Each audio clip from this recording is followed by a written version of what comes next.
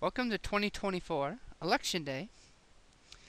After the staggering losses in 2012, the House Republicans passed landmark legislation to deregulate Wall Street completely and utterly, hoping that the market would keep them in line. After the deregulation, the gambling on Wall Street became rampant, far exceeding anything ever seen even in Vegas or even Atlantic City. Stacked upon this gambling of Wall Street was a second collapse of the housing bubble. This completely destabilized the U.S. economy, as well as the rest of the world's economies. After a desperate attempt by Wall Street to sell off their debt that they had with the U.S. economy for nearly pennies on the dollar, this drove down the economies and the currency of every nation in the world. For all the nations in the world are interconnected like a spider web. This can be avoided, though. For too long, the term trickle down has been used. It's never been trickle down. The only way it's trickle down is if you're a shareholder in a particular company. We need regulations that reflect the actual nature of business nowadays. The true nature, though, is it's actually trickle-up economics. Money going from the bottom up. Welcome to Capitalism 101. Big banks and multi-country companies are just doing what our laws say they can do. Take, for example, taxes. A big company, multinational company, can say their headquarters is in the United States, but they make all their money in the Bahamas. Even if they don't do anything in Bahamas other than have a paper trail there, they can then say that all their expenses were here in the United States, but the money was made elsewhere.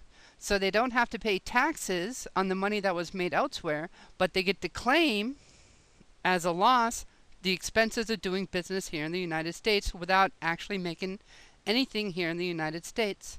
Here's the thing, though. The tax system's set up to allow them to do this, and it's come about because of the inactivity of the common person, which, by the way, I'm guilty of too. Well, we can't afford any longer to be silent. We need to be getting hold of our representatives, telling them to close these corporate loopholes. If they want to go after our entitlement programs like Social Security, which, by the way, until recently actually made money, and it's called an entitlement program because we've been paying into it. One of the big problems, though, is that with Social Security is that more people are retiring than that are coming into the workforce. But this isn't creating new jobs because big businesses, as people leave the workforce, they just don't replace them anymore, or they replace them with part-time help, or do their damnedest to have to spend as little amount of money as they can, which, by the way, they're supposed to do. That's business for you. But that's only part of the problem. Business is always going to figure out a way around the game. We need to make it so that our politicians can no longer take money from private organizations like this, which, if you remember right, they actually passed legislation saying that personal businesses could be looked at upon as individuals so they could give as much as they want. Why do you think that was? Because they wanted to make more money for screwing us over. That's the nature of the game. But we need to stop it. Next up, we also need to work on our education systems. When you look at the numbers here in the United States of where our students list in comparison to other developed countries in the world, we're at the bottom of the list. We need to look at going to a year-round schedule, something similar to what Germany does. Make trade schools a part of our learning system. Make it so people coming out of high school could get a technical job. Teach electronics. Teach electrical work. The list is endless of different trades that could be used nowadays to bring more manufacturing jobs here to the United States. Why would corporations want to start a factory here if they got to train the workforce? If we're going to have an education system, we might as well be using it to make it so that even low man on the totem pole can read a schematic. But we also have to fix and modernize our infrastructure. Make it so businesses, when they come here, they're able to get their product out faster. And those that start businesses here can get the product out faster.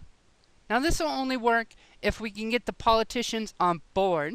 We need to be getting a hold of our politicians and telling them, yes, yes, the deficit is a horrible thing. Work on it.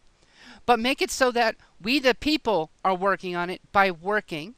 Have them start to set up the system like it's trickle-up economics. Because that's what it is. And that's how we need the rules set up. Thank you.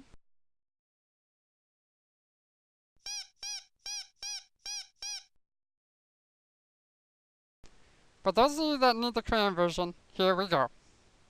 So, basically, our roads and our railways and our airplanes and that kind of stuff, that's our infrastructure of our big, big company of the United States of America Corp. The workers, the people of this country, well, let's just say the less a company has to pay in education, that's a lot of money saved for them. So the better our education system, or in other words, better our schools are, the better. In our internets, we need to make sure that you're not charging more to be able to go to websites. Because, well, that sucks. And I don't want to pay more for my YouTube. Universal healthcare would be good because that's one less thing that companies would have to pay for. And, well, we gotta fix the tax system like I mentioned, because if it's not fixed, then businesses will keep taking advantage of us. And, well, this sucks. Even a 3-year-old could tell that. So I hope this little bit at the end is very helpful for those that weren't able to use their 3 working brain cells early in the video. Bye!